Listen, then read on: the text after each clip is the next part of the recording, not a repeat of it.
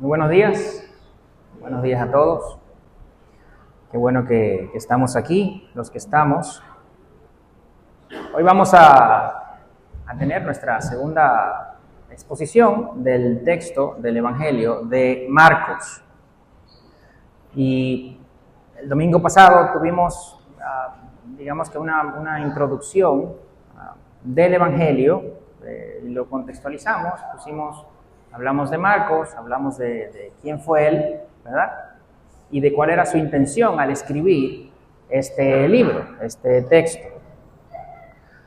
Y hoy vamos a ver los segundos, vamos a decir así, de Marcos 1, de Marcos 1, del 2 al 8, donde Marcos, como decíamos, inmediatamente entra en sustancia, ¿verdad? Con poca introducción, con poca cosa en el medio, con poca explicación.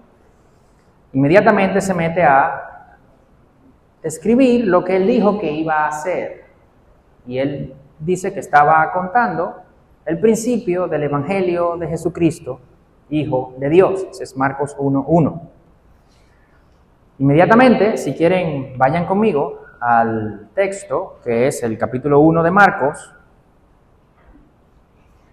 el versículo 2, y vamos a leer hasta el 8. Marcos 1, versículo 2, hasta el versículo 8. Y dice así: como está escrito en el profeta Isaías, he aquí, yo envío mi mensajero delante de ti, el cual preparará tu camino. Voz del que clama en el desierto, preparen el camino del Señor, hagan derechas sus sendas. Juan el Bautista apareció en el desierto predicando el bautismo de arrepentimiento para el perdón de pecados.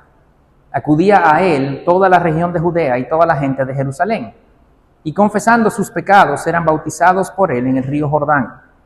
Juan estaba vestido de pelo de camello, tenía un cinto de cuero a la cintura y comía langostas y miel silvestre.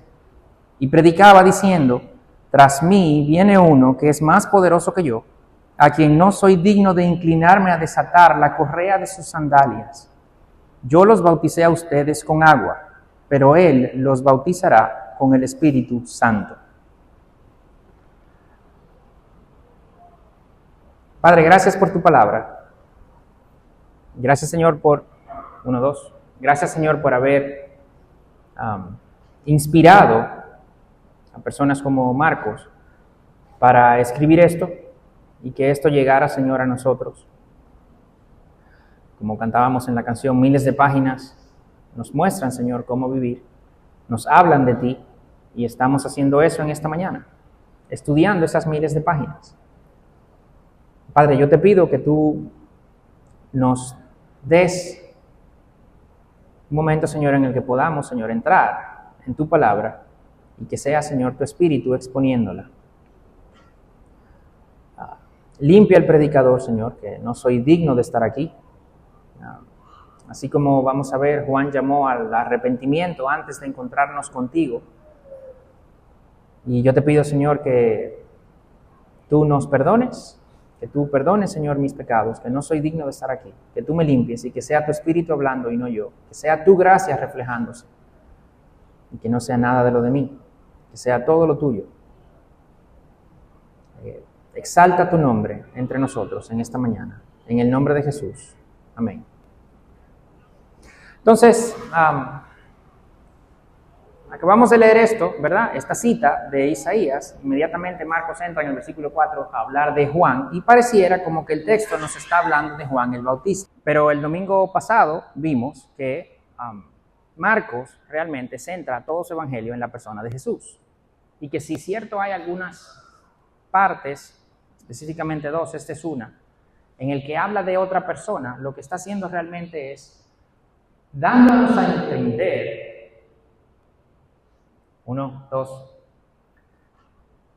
lo que está haciendo es dándonos a entender, presentándonos a la persona de Jesús a través del rol de Juan el Bautista. ¿Qué es lo que hace Juan el Bautista que nos da una luz, nos arroja una luz para nosotros poder entender mejor a la persona de Jesús? Y eso es lo que está haciendo Marcos aquí. Jesús es siempre el personaje principal en este evangelio. Pero, para 1, 2, 1, 2, bien. Okay. Pero para ponernos en el contexto de los lectores de Marcos, vamos a ver primero quién era Juan, ¿verdad? Porque él empieza en el versículo 4 y dice, Juan estaba predicando en el desierto. Y no dice absolutamente nada de Juan. Como que sus lectores saben quién es Juan. Entonces vamos a ver qué probablemente tenían los lectores de Marcos, la audiencia de Marcos en mente. ¿Quién era Juan, el hombre, no? Lo que sabemos, y lo sabemos del libro de Lucas, no lo sabemos del libro de Marcos, es que era primo de Jesús, hijo de Elizabeth, que era prima de María, la madre de Jesús. La Biblia dice en Lucas 1:15 que Juan nació lleno del Espíritu Santo, porque él fue lleno del Espíritu Santo desde el vientre de su madre. Eso es algo extraordinario, ¿verdad? Pero Marcos no nos dice esos detalles. Lo tenemos que ir a ver en Lucas. Entonces, fue esta persona que le nació a Elizabeth y su esposo, Zacarías, que al final ellos eran viejos, ¿verdad? Cuando lo tuvieron, y mucha gente piensa que ellos, viejos ya, cuando tienen a Juan, entonces, ¿qué hacen? Bueno, pues se lo llevan a los esenios para que lo críen. Dice, pero ¿y ese brinco, Yannick? ¿Y ese brinco, pastor? Así, ¿cómo sigue los esenios? Vamos a hablar de los esenios, porque mucha gente entiende que Juan era de esta secta. ¿Por qué? Porque dice el versículo 6 que él estaba vestido de piel de camello, que venía del desierto, que comía langostas. Y en ese tiempo había un grupo de personas que entendía que el Mesías iba a venir y que alguien iba a predicar en el desierto, como bien dice Isaías, y ellos decían, vámonos nosotros al desierto, vamos a predicar en el desierto, que el Señor va a venir y nosotros vamos a preparar su camino. Y ellos, como se autodenominaban o se autoasignaron ese rol. Fueron varios, pero uno de estos grupos son los esenios. Y se entendía, algunos entienden, de hecho, que Juan era parte de esta comunidad. Porque sus padres viejos, bueno, pues van y lo dejan ahí, ¿no? Este grupo llevaba una vida de mucha disciplina, ascético, es decir, no se juntaba en la ciudad, no vivía en la ciudad, vivía en el desierto, hacían pequeñas comunidades ahí. Y la idea era vivir en pureza, la idea era apartarse, ¿verdad?, de las ciudades, de la corrupción que había en la ciudad, para mantenerse puros. Y pasaban mucho tiempo estudiando los textos sagrados. De hecho, no sé si sabían, pero vivían en el desierto, ¿verdad? El desierto es seco, ¿no? Y evidentemente habían ahí, digamos que, cuevas y cosas, porque no van a estar en el sol todo el tiempo. Y se la pasaban estudiando los textos sagrados. Entonces ellos tenían textos sagrados que los cuidaban, los guardaban en cuevas, en el desierto seco. Eso preserva mucho estos rollos en donde se escribían los textos antes. Y de hecho, es probablemente de esta secta, ¿verdad?, que hoy tenemos los rollos del Mar Muerto. No sé si habían oído los rollos del Mar Muerto. Un descubrimiento de un montón de rollos de textos antiguos que se encontraron en unas cantinas, ¿verdad?, en unas tinajas, hace ya varias décadas que se encontraron.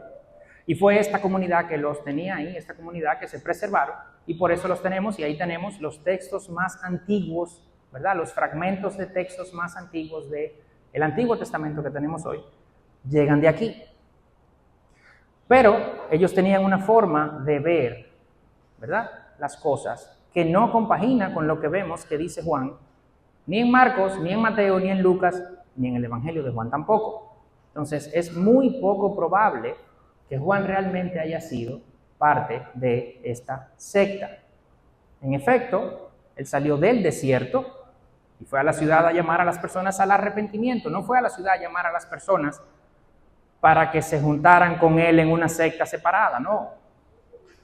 Todo lo contrario. Arrepiéntanse, porque el que viene después de mí, ese es su mensaje, como lo veremos más en detalle más adelante. Pero sí, él estaba vestido, como dice el versículo 6, de pelo de camello, tenía un cinto de cuero en la cintura y comía langostas y miel silvestre. Lo que sí podemos ver es que era un personaje particular. Si bien no era parte de estos esenios, era un personaje particular. Porque la piel de camello y el cinto por más que sea, no era una vestimenta usual, común o normal en esa época. Llamaba la atención. Si llega aquí alguien así, va a llamar la atención, pues probablemente cuando él entraba en un sitio así también llamaba la atención en aquel tiempo. La comida de él, la langosta y la miel silvestre, sí era menos rara, porque personas que sí vivían en el desierto, pues sí, esa era parte de su dieta. Y de hecho, las regulaciones alimenticias de los judíos, de los israelitas, en el Antiguo Testamento sí permitían que se comieran langostas. No es parte de nuestra dieta de hoy, ¿verdad? Pero es rica en proteína, o sea que, no sé, ustedes sabrán. Por lo menos no está violentando la ley judía, ¿verdad? Aunque ya que vimos Gálatas, eso no debería ser un problema, pero por si acaso. Sin embargo, lo que vemos es que esta ropa y esta forma de vivir hacía referencia a que Juan era un profeta. Y de hecho, como profeta, lo asemejaba, lo hacía parecido a Elías. En Segunda de Reyes 1:8, a Elías se describe como alguien vestido de pelo y con un cinturón de cuero, que es como se describe aquí a Juan el Bautista, vestido de pelo de camello con un cinturón de cuero. Elías no era un predicador de la ciudad tampoco, estaba en el desierto, y eso tiene una implicación para los lectores o los oyentes de Marcos, porque en el desierto era un lugar especial, en el Antiguo Testamento también. Dios se encontraba con su pueblo en el desierto, y lo vamos a ver eso también más adelante el día de hoy. La dieta, como decía, poco común, pero permitida, al final hacen de Marcos, esta persona, hacen de Juan el Bautista, esta persona particular. Pero Marcos no nos dice más cosas de Juan el Bautista. Él cita los versos 2 y 3, ¿verdad? Citando a Isaías, que realmente cita a Isaías y Malaquías. Inmediatamente, entonces Juan estaba en el desierto. Dice, recuerden, Marcos no quiere dar tanto detalle. Marcos lo que quiere es arrojar una luz a la persona de Jesús. Y por eso empieza con esta cita primero. Como decíamos, la audiencia de Marcos probablemente era gentil. Sin embargo, él empieza con esta cita del Antiguo Testamento judío. Recuerden, él está presentando el Evangelio de Jesucristo, Hijo de Dios. Unas buenas nuevas, unas buenas noticias de que el Mesías, el ungido, el elegido, ya había llegado. Sin embargo, esto no se da en el vacío. Esto no empieza ahora desde cero. Esto es una continuación de algo que venía muchos años atrás, que los profetas ya habían avisado. Los profetas ya habían avisado que vendría este Mesías. Y Marcos lo primero que hace es conectar con eso. Y eso es un buen consejo, que tengamos pendiente que las cosas casi nunca, por no decir nunca, se dan en el vacío, se dan desde cero. Y es bueno para nosotros entender también de dónde vienen. Y Marcos, a pesar de que esta comunidad a que le escribía era gentil, le pone las dos citas de dos profetas diferentes del Antiguo Testamento. El hecho de que esta audiencia sea gentil o no haya estado familiarizada con el Antiguo Testamento no significa que este hecho no haya sido predicho en el Antiguo Testamento. El hecho de que esta comunidad fuera gentil, esta audiencia fuera gentil, no significa que los textos, ¿verdad? Esas profecías fueron dadas a los judíos, no sean relevantes. Son relevantes para esos gentiles, claro que sí, por eso Marcos hace esta conexión. El Antiguo Testamento fue un texto dado a los judíos, eso es cierto, pero fue ahí que se predijo que vendría el Mesías. Fue ahí que se predijo que vendría el reino de Dios, que se iba a establecer el reino. Si solo porque no seamos judíos, esto no significa que no sea así. Entonces, Marcos está claro de esto y dice, no, esto ya se había predicho, y se le había predicho a los judíos, aunque ustedes sean gentiles, mírenlos aquí, y tienen que saberlo esto. Hay una continuidad en este mensaje. Esto no empieza hoy, esto no es nuevo. Yo les voy a hablar de esta persona que viene, pero esta persona ya se había dicho que vendría. Se le había dicho a este pueblo, no a ustedes, pero ustedes pueden saberlo esto y deben saberlo. Inmediatamente empieza, como está escrito en el profeta Isaías, en el verso 2. Y dice, mira, yo aquí envío un mensajero delante de ti, el cual preparará tu camino. Y el verso 3, voz del que clama en el desierto, preparen el camino del Señor, hagan derechas sus sendas. Esta es una cita compuesta de Malaquías 3:1, que cita de alguna manera a Éxodo 23:20, y de Isaías 40:3. Marcos dice, esto es una cita de Isaías porque Isaías es el profeta de mayor fuerza, ¿verdad? El de mayor autoridad también entre los profetas era Isaías, y también es la cita en el versículo 3, que es la que es directa del libro de Isaías, es la cita que lleva más fuerza en la cita de Marcos, valga la redundancia. Por tanto, él dice, es una cita de Isaías. Eso no es que esté mal, no es que es un error, eso era una costumbre que también se hacía. Y él empieza diciendo cómo está escrito. Y esta fórmula, como está escrito, muy utilizada en la iglesia primitiva para citar las escrituras, también se usaba en declaraciones legales. ¿Qué quiere decir esto? Que llevaba una fuerza legal. Y Marcos está diciendo, esto que escribieron estos profetas tiene autoridad ahora. Esto vale, esto tiene peso sobre ustedes. Tienen una responsabilidad ustedes contra este texto. Y la cita está compuesta, como decía, de Éxodo 23:20, que dice, yo enviaré un ángel delante de ti. Ángel es mensajero, ¿no? La palabra se puede traducir también como mensajero. La palabra en hebreo y la palabra en griego se puede traducir como mensajero. Y Malaquías 3:1 que dice, yo envío a mi mensajero y él preparará el camino delante de mí. Isaías 40:3, una voz clama, preparen en el desierto el camino del Señor, allanen en la soledad calzada para nuestro Dios. Esas son las citas de estos libros, Éxodo 23, Malaquías 3, Isaías 40. De hecho, el de Isaías 40, en los 4 evangelios se le atribuye a la persona de Juan el Bautista, que venía a preparar el camino para la persona de Jesús. Probablemente esta composición de estas 3 citas no fue la primera vez que se usó aquí en el evangelio. Es decir, ya se había utilizado antes, ya habían personas que habían utilizado estas citas compuestas de esta manera para referirse, de hecho, a Elías que vendría antes del restablecimiento del reino de Dios, antes de la venida de el Mesías. Entonces, Marcos aquí le atribuye el rol de mensajero a Juan el Bautista. No dice más nada de Juan. Esta es la cita en el Antiguo Testamento. Ya se dijo que vendría alguien a preparar el camino y Juan aparece en el desierto. Así escribe Marcos. No dice más nada. Más adelante en el Evangelio vamos a ver, no lo vamos a ver hoy, pero más adelante en el Evangelio vamos a ver que algunos pensaban que Juan el Bautista era, de hecho, Elías. Dice, pero ¿y ese brinco? Porque a él le preguntaron, de hecho, en el Evangelio de Juan, si él era Elías, y él dijo que no.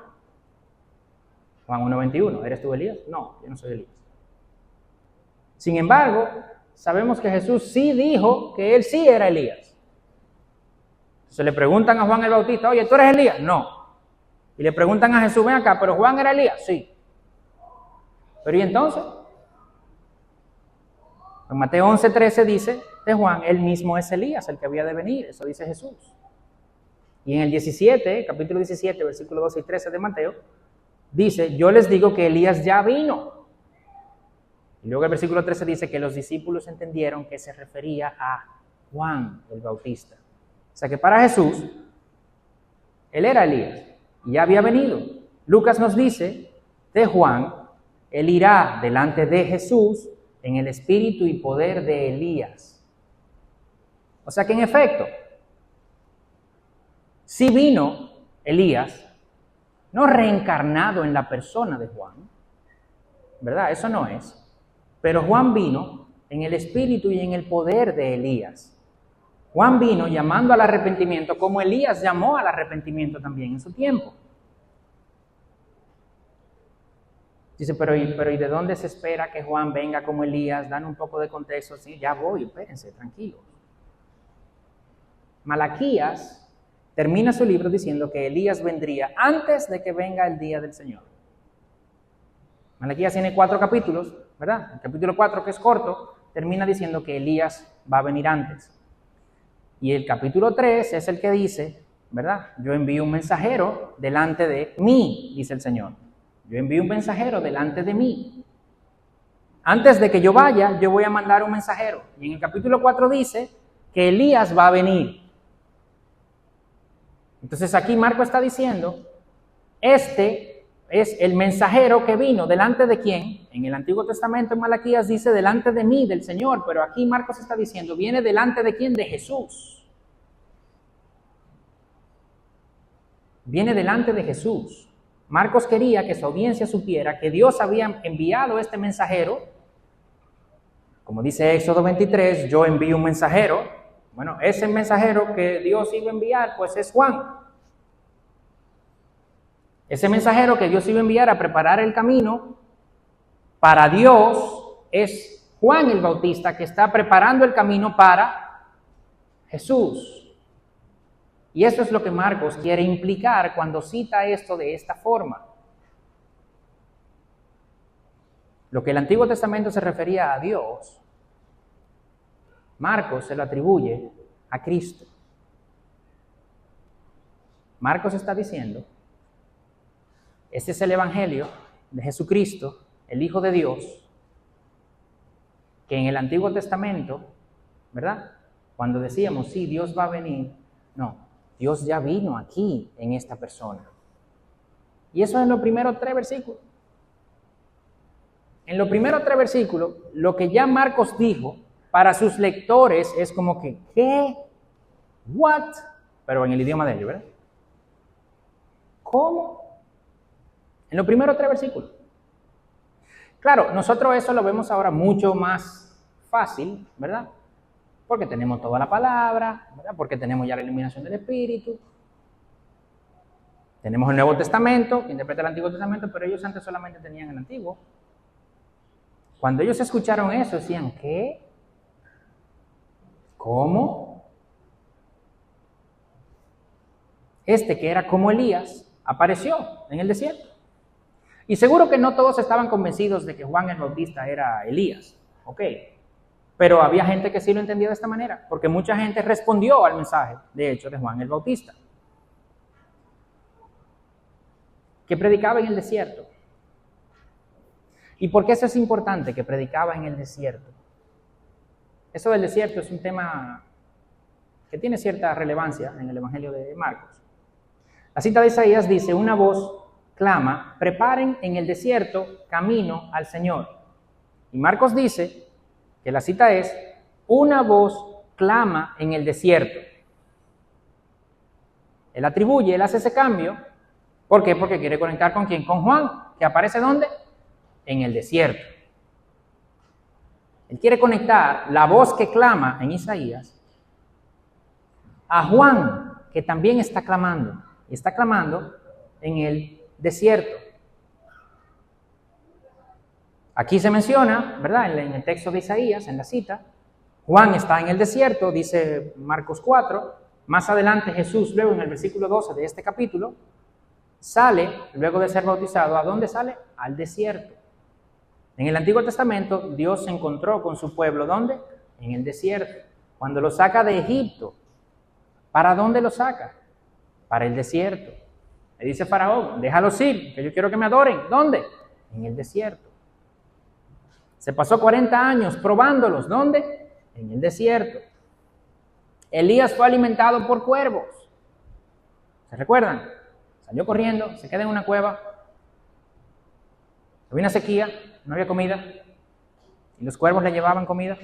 ¿Dónde estaba Elías? En el desierto. Dios utiliza su pueblo. Dios utiliza el desierto para encontrarse con su pueblo. Y ahora Juan llega, ¿desde dónde? Desde el desierto. Y todo esto, la gente que está ahí, oyendo a Juan, que ve que está en el desierto, dice que aquí está pasando algo.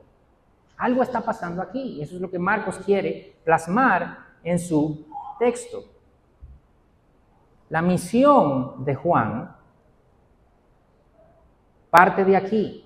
Recuerden que para los judíos, la profecía había cesado con Malaquías. Tenían 400 años sin profetas. Ya se había cerrado. Dios no hablaba.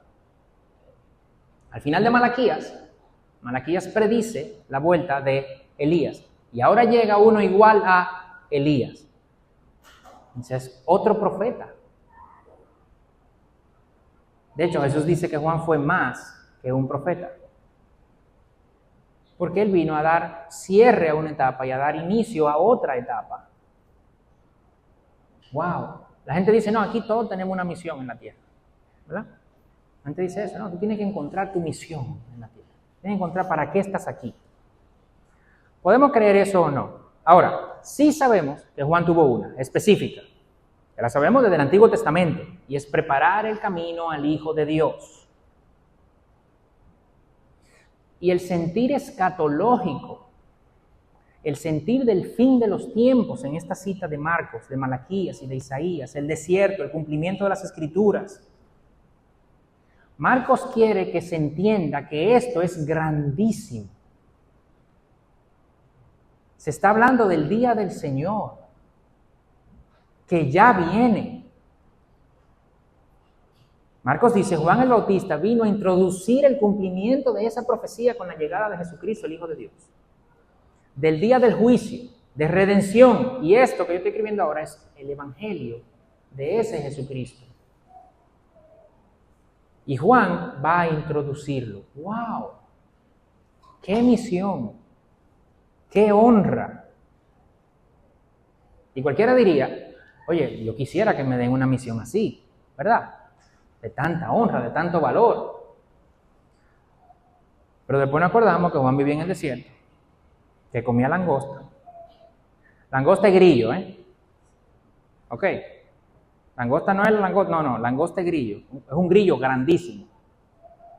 Y eso era lo que él comía. Ok. Y miel del campo. Y vestía con pelo de camello. Y lo veremos más adelante, pero por cierto, murió decapitado. Por un capricho de una mujer adúltera, después de un baile sensual casi incestuoso de un adolescente, a un rey grosero y borracho. Y así murió Juan, ¿eh? Así vivió y así murió, teniendo esa misión tan valiosa y tan honrosa. De hecho, Jesús mismo dice en Mateo 11:11, que de entre los nacidos de mujer no se ha levantado nadie mayor que Juan el Bautista. Dice, pero ¿y entonces? O sea, mira la misión que tiene. Nadie mayor que él se ha levantado nacido de mujer. Y mira cómo vive y mira cómo muere. Bueno, porque para Dios la grandeza no se mide como la medimos nosotros. Eso queda claro en toda la palabra, pero eso es un grandísimo, buenísimo ejemplo. Dios no mide la grandeza como la medimos nosotros. Pero Él sí tuvo esta misión, la misión más honrosa, ser el precursor de Jesucristo mismo, preparar el camino del Mesías. Y Marcos solo habla de Juan como ese precursor. En Mateo y en Lucas vemos que él también confrontó las autoridades, confrontó a los religiosos. Pero Marcos no nos da estos detalles. Él está centrado 100% en la persona de Jesús.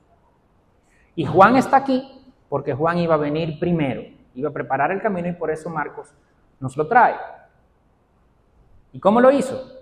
¿Cómo Juan hizo esto? En versículo 4, llamando al arrepentimiento. En versículos 7 y 8, predicaba diciendo, tras mí viene uno que es más poderoso que yo, a quien no soy digno de inclinarme y desatar las correas de sus sandalias. ¡Wow! Eso decía Marcos de la persona de Jesús. Su predicación era, arrepiéntanse, porque este ya viene. Viene otro detrás de mí, arrepiéntanse. Dice el versículo 4, predicando el bautismo de arrepentimiento para el perdón de pecados. Y eso no era un bautizo que cuando te bautizabas se te perdonaban los pecados, no. era un símbolo de lavado, de limpieza, que mostraba que te habías arrepentido.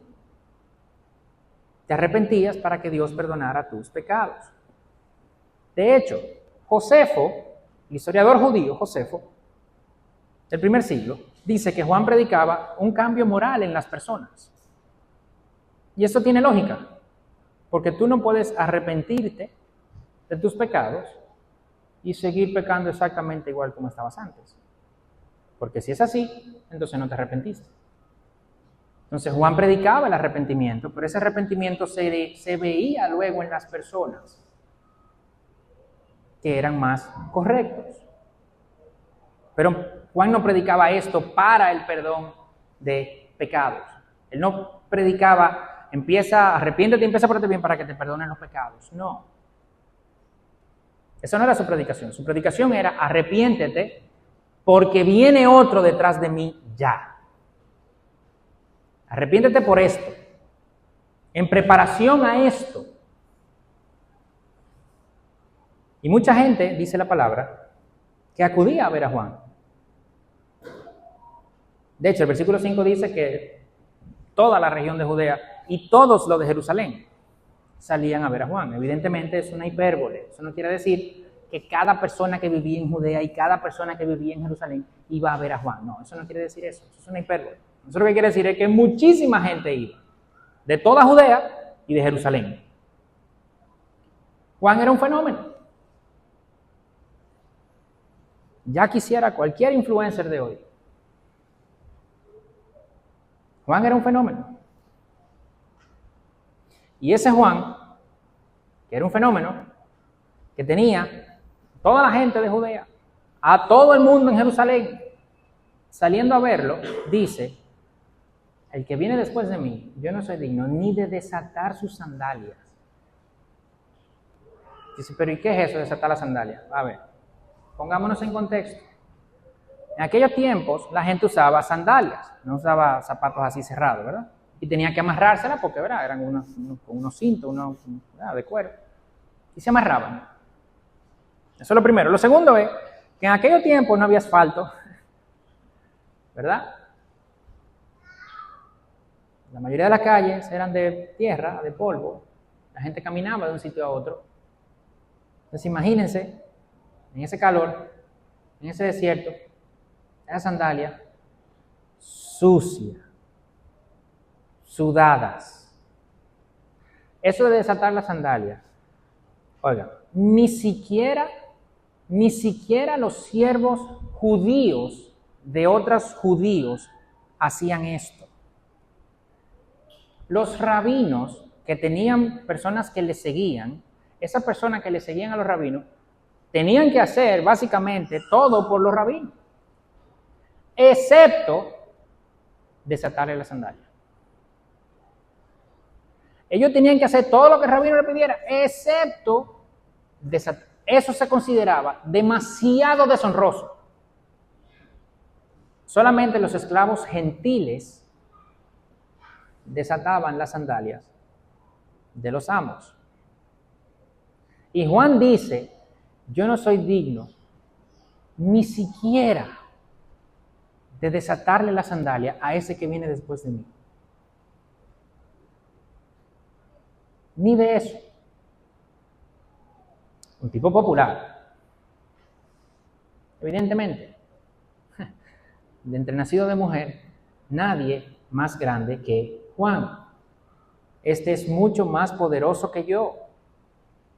En estatus, en rango, en poder. Y yo solo estoy preparando el camino de este. Es por ese que viene que ustedes tienen que arrepentirse. Eso es lo que dice Juan. Un llamado al arrepentimiento en vista de este evento escatológico, de este evento del fin de los tiempos, que ya está aquí, que ya llegó, ese día de juicio y de restauración ya llegó. Entonces arrepiéntanse. Yo los bauticé con agua, pero Él los va a bautizar con el Espíritu Santo. Lo mío es un símbolo. Lo de Él es genuino. El poder está en el bautizo de Él, no en el mío. Porque Él los puede bautizar a ustedes como solo Dios puede hacerlo.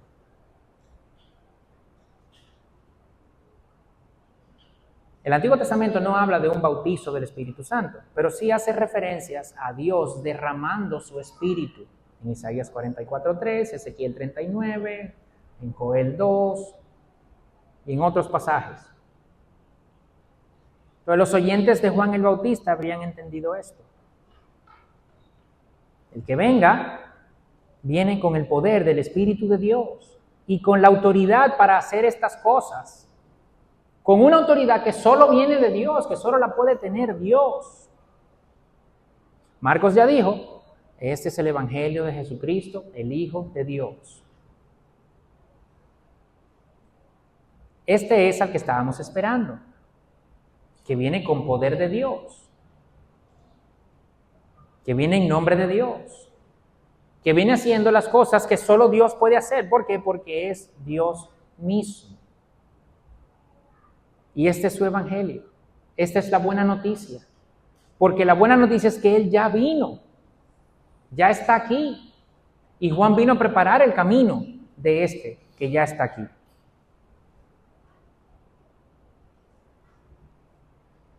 Por eso, Marcos menciona a Juan. Como decíamos, Mateo y Lucas, de hecho, tienen muchos más detalles de la vida de Juan. Lucas tiene muchos detalles de su nacimiento. Mateo y Lucas tienen muchos detalles de Juan confrontando a las autoridades y de su predicación. Pero el foco de Marcos no es Juan. Juan hizo tanto efecto que hasta Josefo lo atestigua. Sí, es verdad, Juan, sí, no, sí. Había un Juan el Bautista que bautizaba y le decía a la gente que se arrepintiera. Pero para Marcos, ¿cuál es el rol de Juan? Preparar el camino. ¿De quién? De Jesús. ¿Y de qué estamos hablando? Del Evangelio. ¿De quién? De Jesucristo, el Hijo de Dios. Y la única función de Juan fue preparar el camino de ese Mesías. Lo que Marcos dice aquí es, estamos viendo la venida del Hijo de Dios. Llegó ese día de juicio y de restauración que se había predicho en el Antiguo Testamento. La inauguración del reino de Dios ya llegó, ya empezó. Y dice Marcos, cumpliendo la Escritura, Juan vino primero. Como la Escritura había dicho que cuando ese día llegara tenía que venir alguien primero, tenía que venir Elías. Ahí está Juan, que vino en el espíritu de Elías, que vino en el desierto, que vino pareciéndose a Elías. Eso es lo que Marcos quiere dar a entender a sus lectores. Marcos quiere dar a entender a sus lectores que así, como Juan lo estaba diciendo también, hay que arrepentirse. Hay que arrepentirse porque viene este día. Dios nos está llamando al desierto de nuevo, donde nos ha encontrado siempre, donde se nos ha revelado, donde nos ha probado. Hay que arrepentirse. Porque el que viene es mucho más que Juan.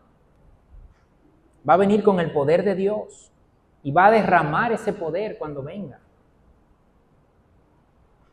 Los oyentes de Juan y los lectores de Marcos estaban haciendo todas esas conexiones. Algo grande va a pasar. Los que oyen la predicación de Juan salen y dicen, Dios nos está llamando al desierto de nuevo. Ahí está Elías. No, pero ese es Juan, sí, pero míralo, igualito a Elías. Dios nos está llamando de nuevo. Y la gente lo escuchaba. Y la gente salía. Y la gente salía a ver a Juan y confesaba sus pecados y se arrepentía. Y aquí vemos algo sumamente importante. Y es que cuando Dios quiere encontrarse con nosotros, cuando Dios quiere empezar a trabajar en nosotros, previamente tiene que darse un arrepentimiento. Primero, Dios nos llama a un arrepentimiento. Muchas personas quisieran y oran, ¿verdad? Y es bueno que se ore por un avivamiento, ¿no? ¿Verdad? Que se dé un avivamiento aquí en Ciudad Panamá y en el país y en la región. Que mucha gente venga y se convierta y te crea a ti, Jesús. Un avivamiento. Pero ¿cuántos de esos que oran por un avivamiento oran por arrepentimiento, confesión de pecado? Porque en ningún momento de la historia se ha dado un avivamiento real sin que primero haya habido arrepentimiento y confesión de pecado. En el Antiguo Testamento no se vio así. Cuando la gente salía a encontrarse con Dios, se arrepentía primero. Lo vemos en Moisés, varias veces en Éxodo. Con los jueces, la gente se desviaba. Luego se arrepentía, confesaba sus pecados y volvían a Dios. Primera de Samuel 7:4, un avivamiento, una reforma que hubo con Samuel. Había una guerra con los filisteos. ¿Y qué hace Samuel? Llama al arrepentimiento. ¿Y qué hizo la gente? Los israelitas quitaron a los Baales y a Astarot y sirvieron solo al Señor. Hubo un arrepentimiento. Hubo confesión de pecado. Destruyeron los ídolos. Y Dios les entregó a los filisteos en sus manos. Con los reyes, una y otra vez, Asa, Josafat, Josías. Después con Esdras, Nehemías, igual. Se desviaban. Ahora queremos volver a Dios.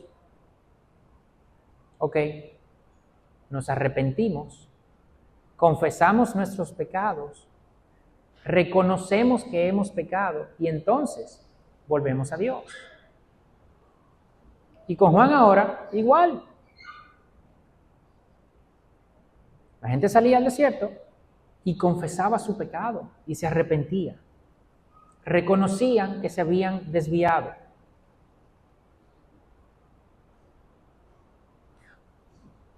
Pero después de eso, cuando ha habido un avivamiento, siempre ha sido así también. En el Antiguo Testamento, con Juan, posterior a eso, igual. Los 1700, un gran avivamiento. The Great Awakening se llama en inglés, el gran despertar. ¿Y con qué? Gente liderando, ¿verdad? Jonathan Edwards, George Whitefield, Wesley. Confesión de pecado, arrepentimiento. En los 1800, igual, Timothy Dwight y un montón de otros, convicción y confesión de pecado. En los 1900, otro más, igual, la gente confesaba su pecado públicamente. Siempre ha sido así, porque para encontrarnos con Dios, tenemos que hacer eso primero. ¿Por qué? Porque nuestro principal, por no decir único, el único problema entre nosotros y Dios es nuestro pecado.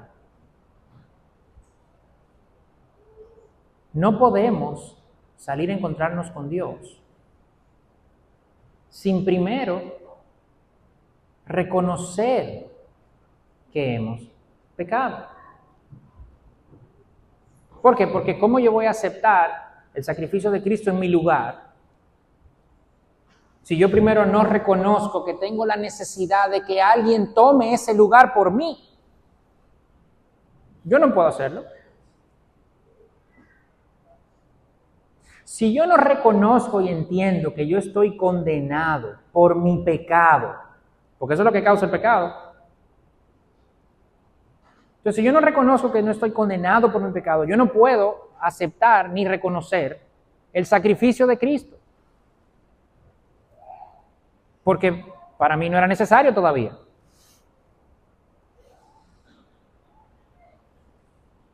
Para yo reconocer que yo estaba en condenación, yo tengo que reconocer primero que yo pequé. ¿Ven cómo se da la cadena? Yo no puedo aceptar el sacrificio de Cristo en mi lugar si yo primero no acepto que yo estaba condenado. Y yo no puedo aceptar que yo estaba condenado si yo primero no acepto que pequé y que soy merecedor de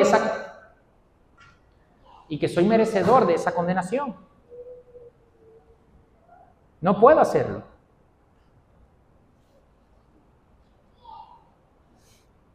Por eso, cuando nos acercamos a Dios, lo primero siempre es arrepentimiento. Por eso, cuando Dios quiere moverse y quiere trabajar, lo primero siempre es arrepentimiento. ¿Y qué es esto de estar arrepentido?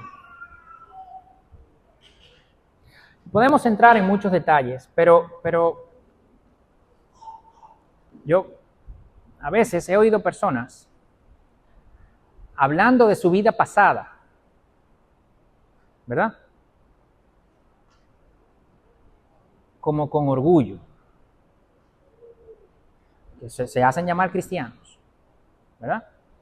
Y gracias a Dios por tu perdón y tal, pero cuando empiezan a hacer cuentos, no, entonces yo me escapé de la casa una vez, engañé a mi mamá y guau. No, y entonces yo cuando joven, muchacho, ¿no? Yo tenía novia que,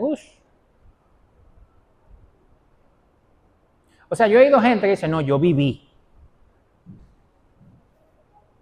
¿Cómo que yo viví? Pero tú, en teoría, acabas de reconocer como cristiano que tú lo que estaba era muerto. No, yo viví. O sea, el que celebra esas cosas no está arrepentido de esas cosas.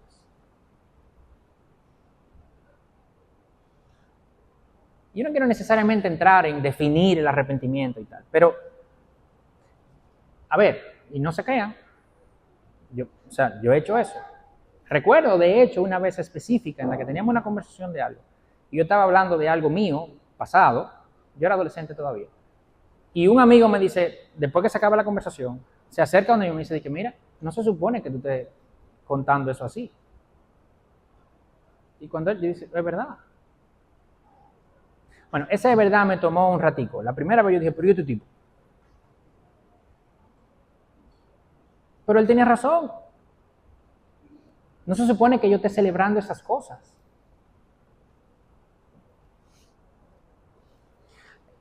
El que está arrepentido, por lo menos, debería reconocer, ¿verdad? O afirmar y aceptar que hubiese sido mejor que esas cosas no hubieran pasado. Por lo menos eso. Uno puede estar arrepentido y estar contento porque eso pasó. Por lo menos eso, oye. Mucho menos recordándola con gozo, ¿verdad?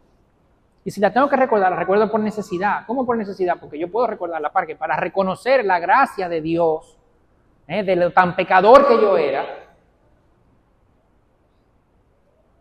y que la gracia de Dios me sanó, y me salvó, y me perdonó de eso. O que yo pueda reconocer y recordar esas cosas para guiar, aconsejar o ayudar a otros a que no caminen por el mismo camino. No es que se olvide y que ya no pasó. Pero celebrarlo, no. Por lo menos diciendo, eso no debió pasar. Pero Dios nos llama primero al arrepentimiento. A reconocer, yo no debía hacer eso. Dios, perdóname. Yo no debía hacerlo. Yo no debo hacerlo de nuevo. Ayúdame a no hacerlo de nuevo.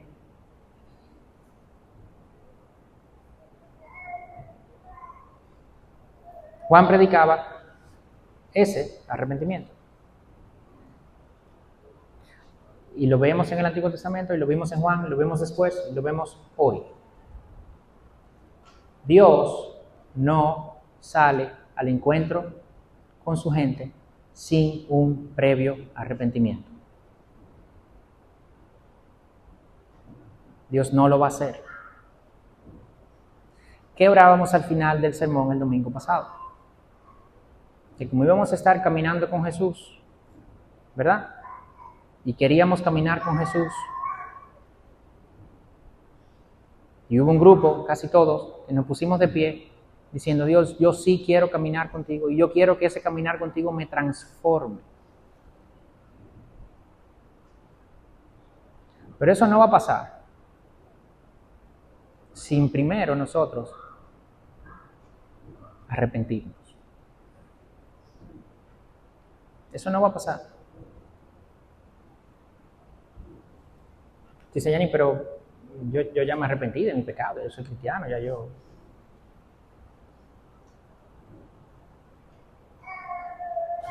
Yo no estoy diciendo que tengo un arrepentimiento para salvación. Pero tenemos que reconocer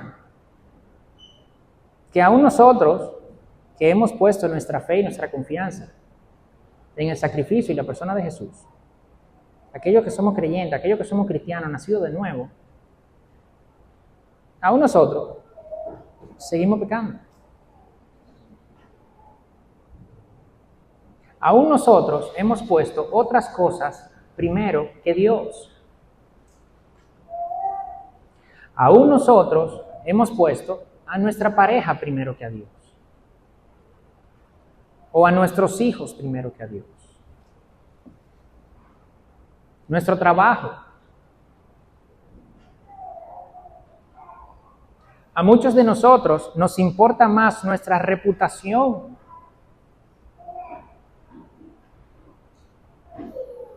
¿Qué van a decir de mí?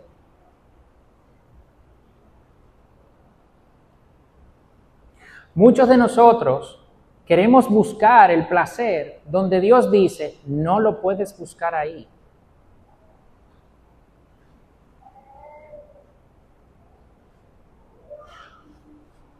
Porque no lo vas a encontrar.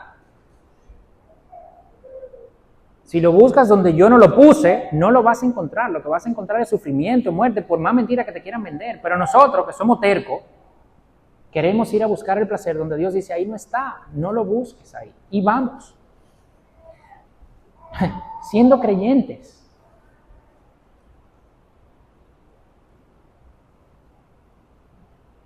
Hemos desobedecido abiertamente.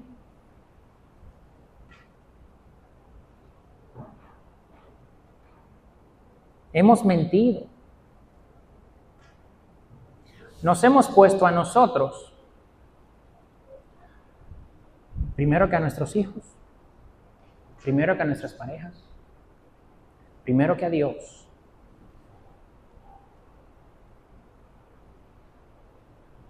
Eso es lo que hemos hecho.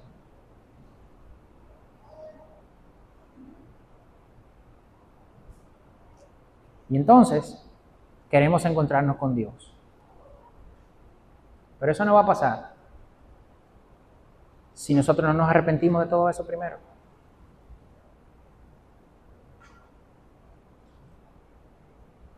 Eso no va a pasar si nosotros no reconocemos que hemos pecado. Si nosotros no cogemos esos pecados y los traemos a los pies de la cruz diciendo, sí, yo he pecado, así, así, así, así. Yo tengo eso en mi corazón, yo he hecho eso. Perdóname, Señor. Límpiame.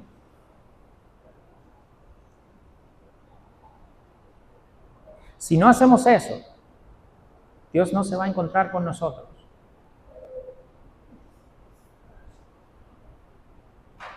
Y el domingo pasado nos paramos y nos pusimos de pie diciendo, Dios,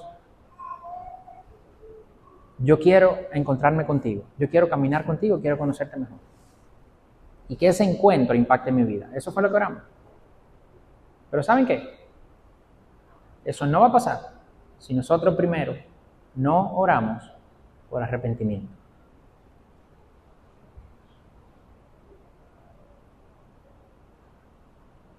Vamos a tener Santa Cena ahora. ¿Por qué lo menciono? Porque tenemos que recordar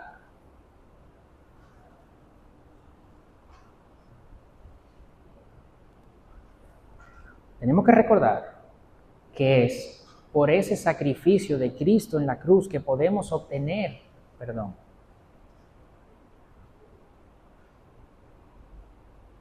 Y que es su gracia y su misericordia en esa cruz que nos limpia y nos perdona.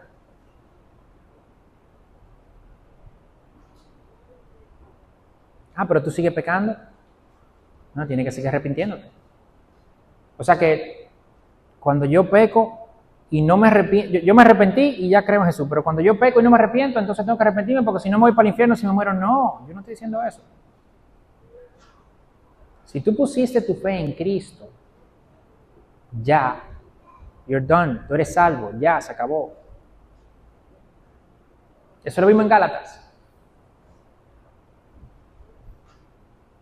Pero no podemos venir a pedirle a Dios, ayúdanos a caminar contigo, yo quiero encontrarme contigo. Mucha gente viene y me dice, yo quiero crecer, recomiéndeme un libro. Y se le puede recomendar un libro, no digo que no. Pero ese crecimiento empieza por, Señor, perdóname. Porque al final el problema es el pecado. El proceso de santificación, precisamente, es el ir quitando ese pecado en nosotros, sustituyéndolo con Dios, con su presencia, con su palabra.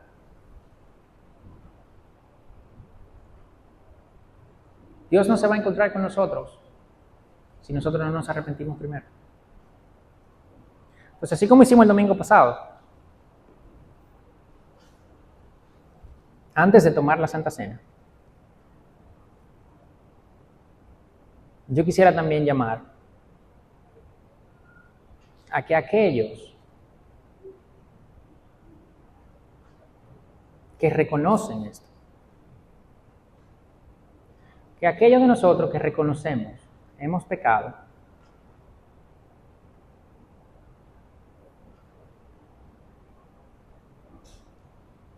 aquellos de nosotros que reconocemos que Cristo murió en la cruz por nosotros y como quiera seguimos pecando.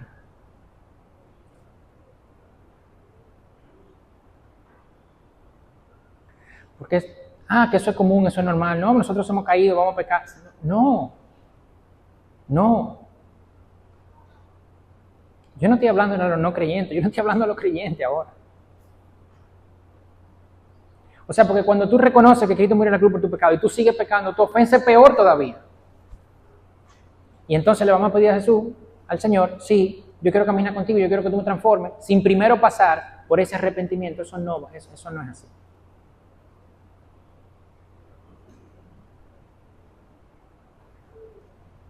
Eso no es así.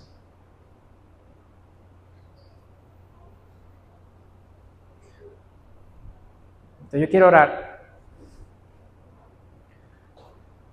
Y yo quiero que aquellos de nosotros que realmente no se ponga de pie porque el de al lado se puso de pie, no. Pero aquellos que realmente han sentido de Dios, yo he pecado, es verdad. Yo sigo pecando. Yo sigo ofendiendo tu cruz.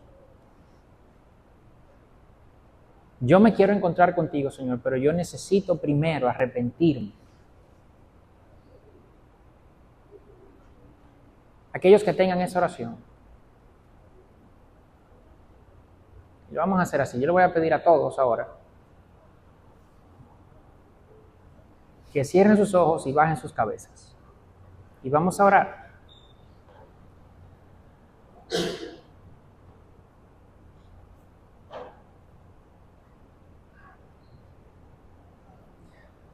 Y que aquellos de nosotros que queremos pedir perdón al Señor, que queremos arrepentirnos, que queremos en oración confesar nuestros pecados delante de Dios, con nombre,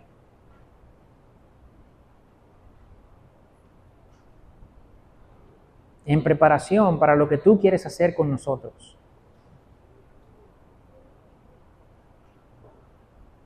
Aquellos de nosotros que tienen en su corazón, Señor, yo me quiero encontrar contigo, Yo quiero que tú me transformes. Yo quiero que tú me uses. Padre, pero yo tengo que arrepentirme primero. Aquellos que tenemos esa oración en nuestro corazón, yo les voy a pedir que se pongan de pie. Si no la tienes, no lo hagas.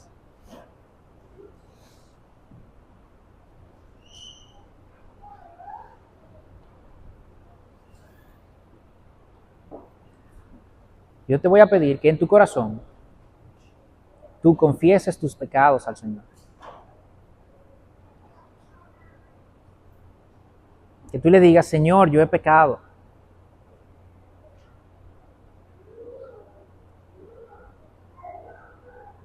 Padre, yo me he puesto primero que tú. Yo he guardado mi reputación antes que guardar tu nombre. Yo me he preocupado más por mi orgullo que por mi hermano.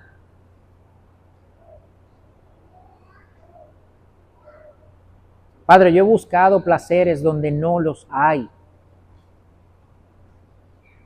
Padre, yo he ido detrás de los valores del mundo.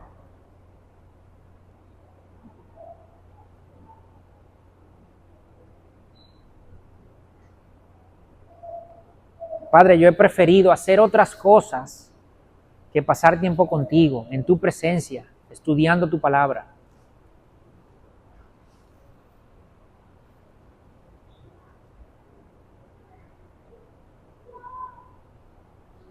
Padre, yo le he dado prioridad a mi carrera, a mis estudios.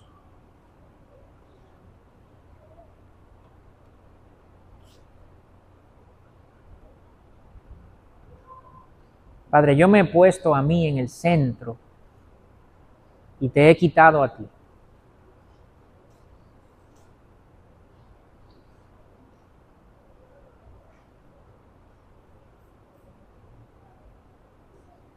Es posible, Padre, que yo recuerde un tiempo en el que estaba recién convertido, en el que no era así. Pero me he enfriado. Me he puesto el nombre de cristiano y me he quedado ahí. Perdóname, Señor, porque no tengo sed y amor por tu palabra. Perdóname, Señor, porque me he acostumbrado a pecar.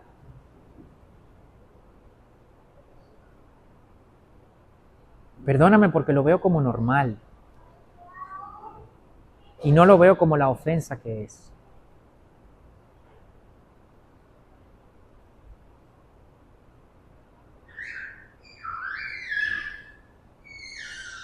Confiesa tus pecados al Señor.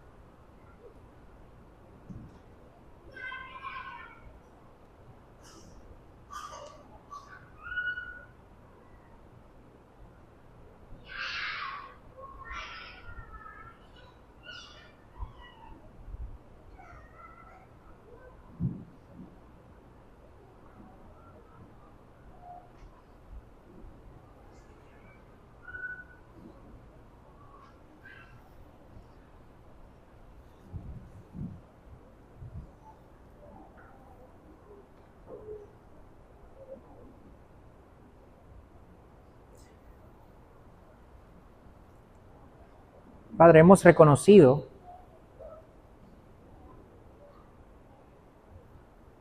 nuestras fallas, hemos reconocido nuestro pecado, hemos reconocido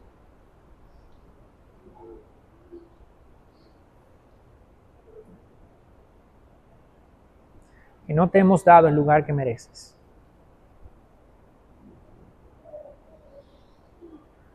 Perdónanos, Señor.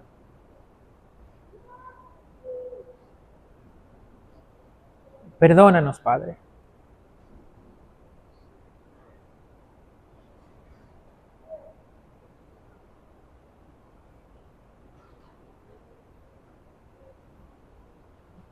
Pero no nos perdones, Señor, por nada en nosotros. Perdónanos porque tú eres fiel y justo.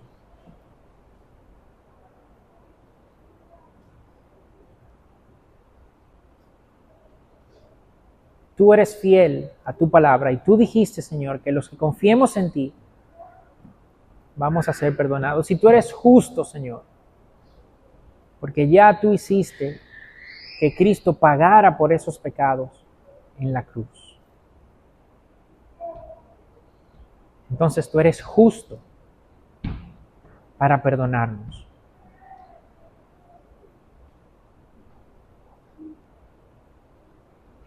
Padre, pero que no se quede en que te hayamos pedido perdón. Que sea un arrepentimiento real.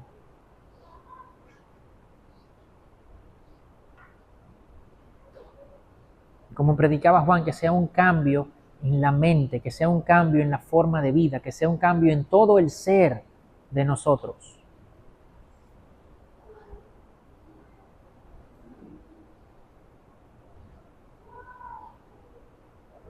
Vacíanos para que podamos ser después llenados contigo. Para que en la medida que vayamos caminando contigo, Señor, tú nos vayas llenando cada vez más de tu espíritu, de tu palabra, de tu poder, para que el pecado tenga cada vez menos fuerza en nosotros.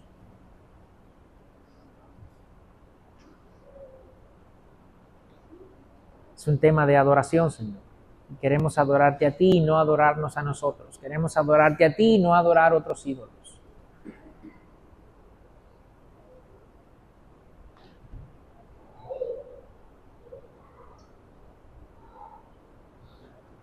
Padre, es en tus fuerzas, es en el poder de tu Espíritu que confiamos.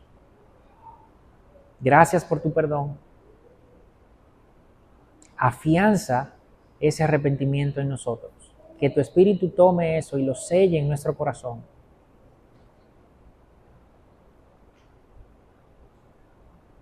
Y danos esa pasión, ese amor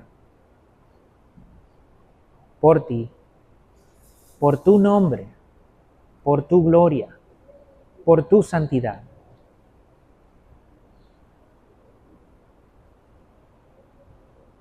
Te pedimos, Señor, todo eso en el nombre de Jesús.